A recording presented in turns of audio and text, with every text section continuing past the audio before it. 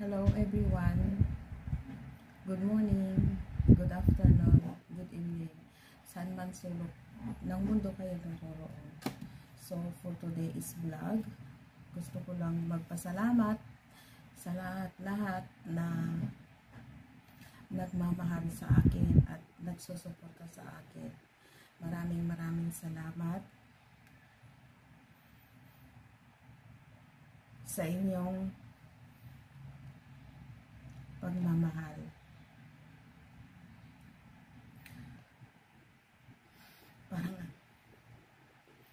Parang ang bigat.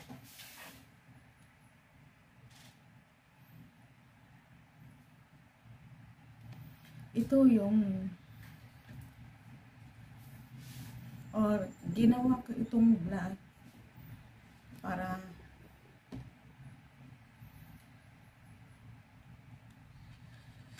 i-share ko at pasalamatan ko sa lahat-lahat na naging bahagi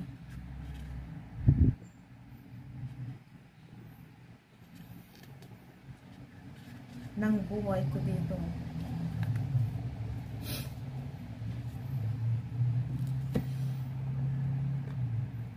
Maraming salamat, lalo na unang-una sa lahat. Maraming salamat sa Panginoon na siyang gumabay sa akin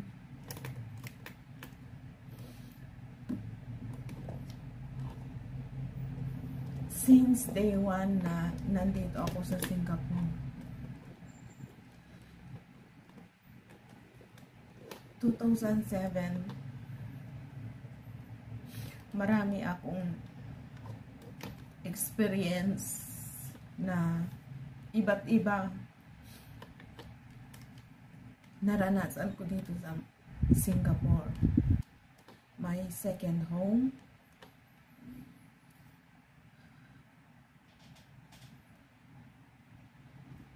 Maraming salamat sa Panginoon at hindi niya ako pinabayaan for 19 years na nanilbihan ako dito. Parang ang bigat.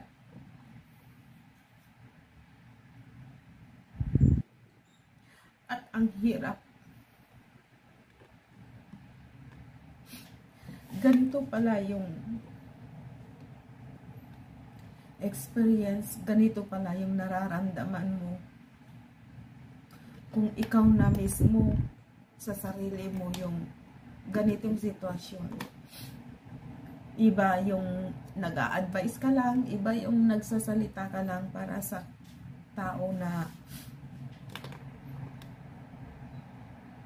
pinagsasabihan mo, parang magaan lang.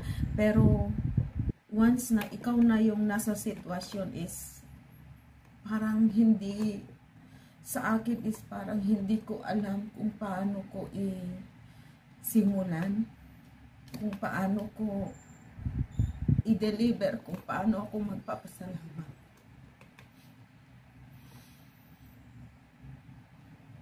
Pangalawa, maraming salamat sa naging employer ko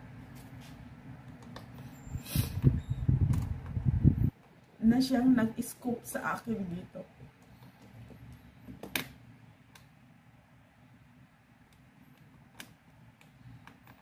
Hindi ko inaasahan na magtatagal ako ng ganito. Dahil marami din akong failure na nagawa dito. Mahirap. Lalo na yung pag-adjust.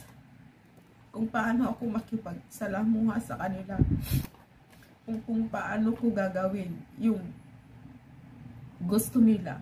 Kasi hindi naman yun ako yung natutupad. Na kung ano yung gusto ko. Kasi iba yung pakisamahan mo talaga. Kasi sila yung amo. Sila yung napuntahan mo dito. Kaya dapat ako yung nag-adjust. Since na dalawa naman kami, since na kami naman lahat nag-adjust. Pero mostly na talaga ako yung sumusunod dahil ako nga yung may kailangan na magtrabaho. Kaya nasabi ko na marami akong failure dahil talaga na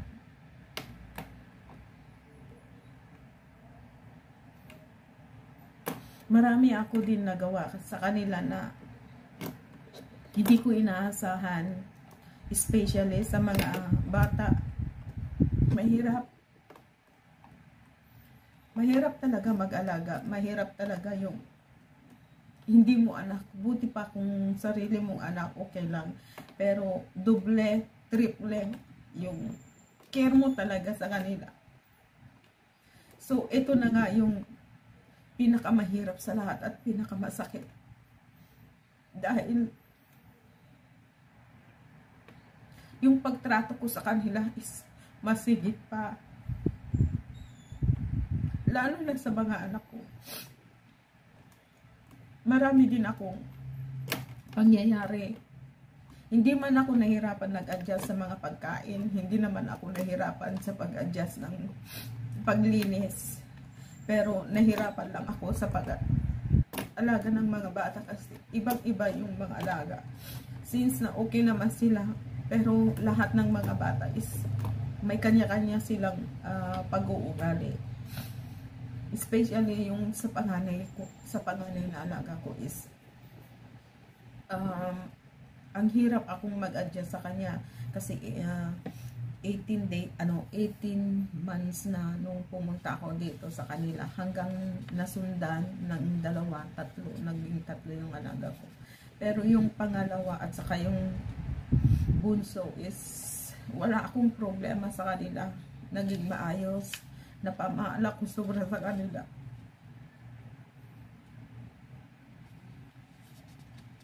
Dahil trinato ko silang tunay kong anak. Dahil kung hindi ko gagawin yun, mas lalo akong mahihirapan.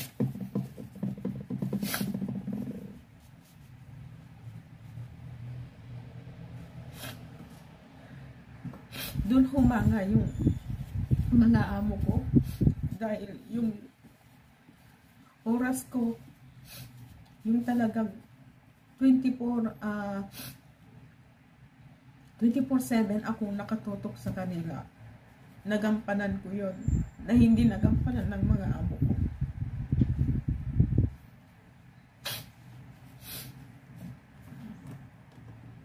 Kaya naging napamahal din yung mga amo ko. Bakit? Kasi kinupkup nila ako ng 19 years. Na dati gusto ko nang sumuko. Ayaw ko na. Pero maraming salamat sa kanila. Dahil yung mga failure ko na yun, hindi yun ang tinignan nila. Kundi tinulungan pa nila ako. Mas lalo pang mahigpit yung pagtulong at pagbigay nila sa akin. Kaya malaking pasasalamat ko sa kanila, lalo na sa pag-aaral ng mga anak ko. Kung hindi dahil sa kanila, hindi ko rin napagtapos yung mga anak ko. Kaya maraking pasasalamat ko sa kanila. Hindi mabayaran, hindi mapantayan. Yung pasasalamat is not enough para sa akin, sa kanila, dahil ang laki ng tulong nila sa akin. Hanggang ngayon na ako'y uuwi na, kahit masakit man yung loob ko na hindi pa sana ako ngayon uuwi. Pero ito siguro yung hinihintay ko na ma-improve din ng aking sarili, na hindi ko man expect na uuwi ako ngayon. Hindi ko akalain talaga na uuwi ako dahil hindi pa tapos ng kontrata ko. Pero bago ako nagpaalam sa amo ko, pinagdasal ko talaga ng maraming beses, ng mahaba-habang panahon. I don't think na 4 months. 4 months ko kinuha yung loob ko. 4 months ko na ipinagdasal sa Panginoon na bigyan ako ng lakas na magpasalamat at magpaalam sa amo ko. Kaya nung nasabi ko na yon sa mga kaibigan ko, so naging matatag din ako, naging strong din ako para makapagpaalam ako sa amo ko. So yun na nga, noong nagpaalam ako sa amo ko, pareho lang naman pala kami ng iniisip na kahit din pala siya, nasabi niya sa akin, matagal ko na rin sabihin sa iyo, sabing gano'n sa akin, na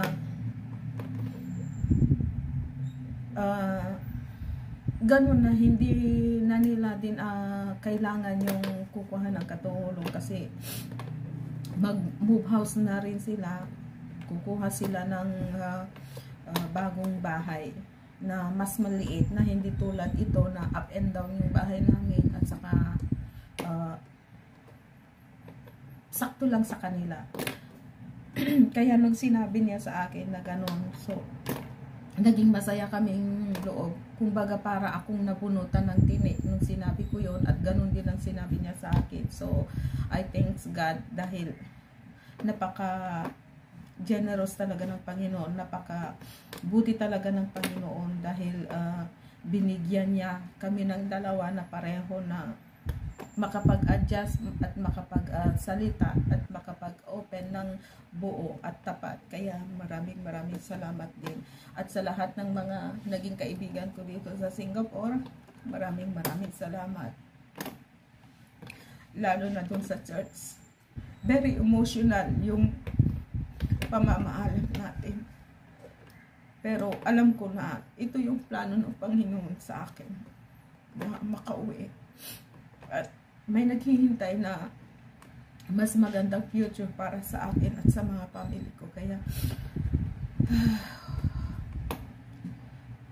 maraming salamat sa inyo, sa lahat ng mga nagmamahal sa akin dito, sa lahat ng mga nakilala ko ever since na nandito ako, from day 1. Sa lahat-lahat, marami na, hindi ko na siguro mabilang yung mga naging kaibigan ko dito. So maraming salamat. I know marami din na surprise dahil nung nagpaalam na ako sa kanila, marami din na surprise kung ano daw ang nangyari. But sabi ko, hindi yun plano ko. This is not my plan but God's plan. Everything, sabi ko sa kanila. Kaya naging din sila, emotional. Lalo na nung last Sunday na nagpaalam na ako sa kanila in church.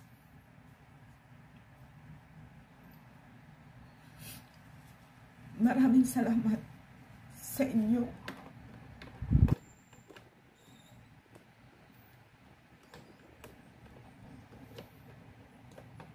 Sa aking DL, sa aking leader, sa aking life group leader. Maraming salamat. Alam ko na at ipanalangin ko na mayroon kayong mas mahanap na mas okay pa yung pagsaserve nila sa inyo, kasama nila na kapalit ko naging leader sa inyo, naging LGCO leader. Alam ko na may mas mahanap kayo, na mayroon kayong nahanap na maging kapalit ko. At sa mga kasamahan ko sa photography, maraming salamat sa inyong lahat.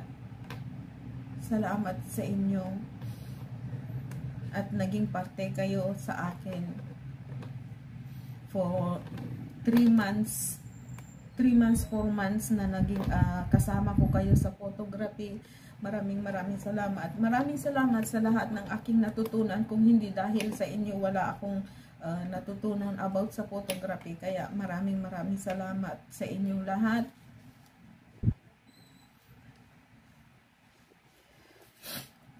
At lastly, mayroon akong ipapakita na hindi ko inaasahan and expect na ginawa ng aking alaga, even though na very simple, as in simple, but simple is the best for me. Na dun ako umiyak, lalo sa ginawa niya. Kaya kasi nung nakaraang gabi, kinuha niya yung cellphone ko ng alaga ko. Sabi niya, "Tita, can I have your phone? I want to see your gallery." Sabi niya gano'n sa akin. So, ibinigay ko sa kanya yung cellphone ko. Hindi ko alam na lahat pala ng mga picture na nandoon, buti na lang marami akong na-save sa cellphone ko. Kaya lahat pala is kinuha niya, pero iba lang yung namili lang siya na kinuha ng mga picture doon sa cellphone ko, at yung iba is kinuha niya doon sa cellphone din ng amo kong babae. Hindi man niya nakuha lahat kasi kapag kukunin niya lahat, since na maliliit pa sila, is makapal na, marami na, kaya nag-choice lang siya. Kaya nung kinuha niya yung cellphone ko, so pinili niya yung mga okay lang na, basta nag-choose lang siya. Pero pag uwi ko na lang siguro, doon na lang siguro sa Pilipinas ako maipa-develop, kasi wala pa akong naipa-develop na mga photo namin na memory. Kasi yung mga iba na naka-develop, nasa album ng mga amo ko yon. Marami, since yung una, then yung iba yung album ng panganay, then iba din yung album ng pangalawa, and then ganun din yung album ng bunso. Iba din yung album nila na naka-album doon, na ando doon ako. Kaya marami. Mahilig kasi yung amo ko na nagpapadevelop noon. Kaya yun, nandoon sa kanila. Pero yung ginawa lang ng alaga ko is very simple. Nagtaka nga ako kasi tinanong niya sa akin, "Tita, where is do you have a needle, got a string?" Sabi niya gano'n sa akin. So kaya sabi ko, punta ka doon sa kwarto ko, sa may drawer ko, nandoon yung needle. Kaya ayun, nahanap niya. So eto na nga, ipapakita ko na nga sa inyo.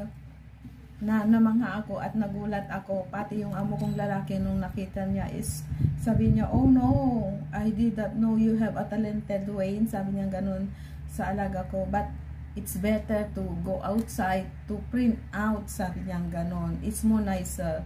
Pero sabi ko, no, sabi ko ganun, "It's okay for me this one."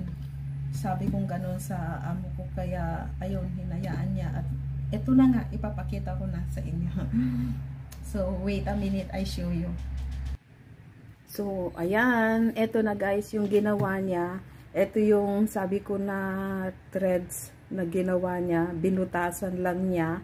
And then, ito yung coupon band or band paper na print out lang niya. Nag-print out lang siya dito sa bahay. So, dito niya is here. So, ito yung album na ginawa niya. Very namangha ako at sobrang natouch talaga ako nung ginawa niya ito, na hindi ko inaasahan. So, ito na nga. So, ayan, yung picture namin. Ito yung picture namin na Theme Park with Wayne. Sabi niya ganun. Ito yung pangalawa na alaga ko. And then, ito sila, tatlo. Ito yung panganay nung bata pa siya. Tapos yung bunso, yung pangalawa, nasa kandungan ko siya, ito, at saka yung amo kong babaihan siya. So, ito naman yung bunso ko. Ito yung bunso nung siya, graduate siya. Ito, look performance. Yeah. Ito, kasama ko siya lagi. Ako lang lagi kasi ako yung talagang nakakausap sa kanya. Pero sa parents ko, hindi masyado. Kaya akong naging close niya. So, eto na nga. ito yung birthday ko. Yun, maliliit pa sila. Yan. Actually, dito ko lang na-try na nagkaroon ng cake. Kaya, very treasure talaga and memorable talaga. So, ito. Then, ito, yung first na ano ng alaga ko to, yung bunso, December. So, ito yung cake ng Christmas. And then, ito naman is yung birthday ko na naman to. So, ayan. So, ayan. Ito siya. Ito naman yung surprise ko sa kanya ng birthday niya na hindi nila alam. Naghahanap ako ng ng pangbomba sa balon. Pero dahil wala akong mahanap, tulog pa sila. So, talagang nagtiyaga ako na inihipan talaga yung mga balon. So, ito yung Chinese New Year sa school. Ayan. Nung nag-travel kami naman dito, nag-adventure namin to. Ayan. Pumunta kami sa Genting. Drive kami na, nag-drive ng amo ko. Kaya, long drive talaga. Ito naman sa Universal Studio nung maliliit pa siya. Universal Studio together. So, birthday again. Sabi niya, birthday again. So, birthday ko yan talaga. Yan. So, ito naman. Ito na naman yung birthday cake ko. Ito. Ang payat ko dito as in. Payat ako dito as in. 2022 I think. Ito. Yan yung ano nila yung alaga kong panganay. Ito yung panganay at saka yung pangalawa ito. So ayan na nga doon sa Sky cable car. Dito sa doon sa bahay ng nanay ng amo ko. So ito. Nakasimangot siya kasi hindi siya makapaglaro. Ayan. Ay, ito pa pala. Ito yung bigay ng pangalawa ko na bulaklak noong Mother's Day. Ito naman yung birthday nilang tatlo kasi magkakasabay sila. Ayan. So, ito naman, ito pa rin yung sa cable car. Dito naman sa kwarto ko to. Kasi bago sila natutulog, pumupunta sila as in dito sa kwarto ko na nakipagbanding sa akin. Yan. Ito naman doon sa ano to? Indonesia ata to o ano, sa Malaysia ata to. Travel din pa rin namin ito. Yan. Ito. Kasama rin ito. Yan. Birthday ko rin uli ito. Tapos ito kami na lahat ito. Yung amo kong lalaki, babae, tapos yung alaga ko, tapos ako. Yan. So, yan. Yan, ito yung itsura namin kapag nagta-travel kami, oh. Ito yung itsura naming dalawa. Dito yung pangalawa, nasa likod yung panganay, nakatulog doon. So, ito kaming dalawa. Ito yung last na uwi ko 2024. Ito yung last na uwi ko noon. Ayan. Kita sobrang ayan siya nung pandemic. Ayan, nagbabandingan kami yan bago matulog. Ganyan ang itsura namin bago matulog, ganyan. So ayan. So, ito yung ano, Chinese New Year nung maliit pa sila. Ito yung pinsan din nila. Ayan, pinsan din nila yan. First na celebrate ko ng Chinese New Year sa kanila yan. So, ayan. Yung birthday nila. Yung birthday pala ng amo kong lalaki ito. Birthday ng amo kong lalaki ito. So, yan na. The end na. Hanggang yan na lang. O diba, sobrang nakaka-impressive yung gawa niya. So, hanggang dito na lamang guys. Maraming salamat sa inyong lahat sa pagtyaga ng panonood. Promise, this is my last vlog talaga dito sa kwarto, dito sa loob ng bahay.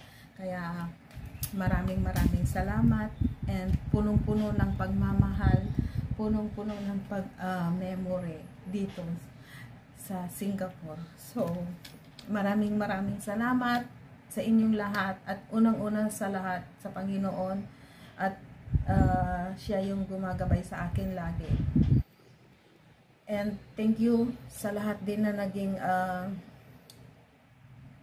friend ko dito sa YT. Maraming salamat sa walang sawang pagsuporta, sa walang sawang pagmamahal nyo sa akin. Kung hindi dahil sa inyo, hindi ako naging mahaba na nandito na nag-vlog din. Kaya maraming salamat sa inyo, at kita-kits na lang sa inyong lahat dyan kung sino yung mga free. Maraming salamat sa inyo, and God bless everyone. Bye-bye and see you all. Bye. Love you all, guys. Thank you so much, and I love you.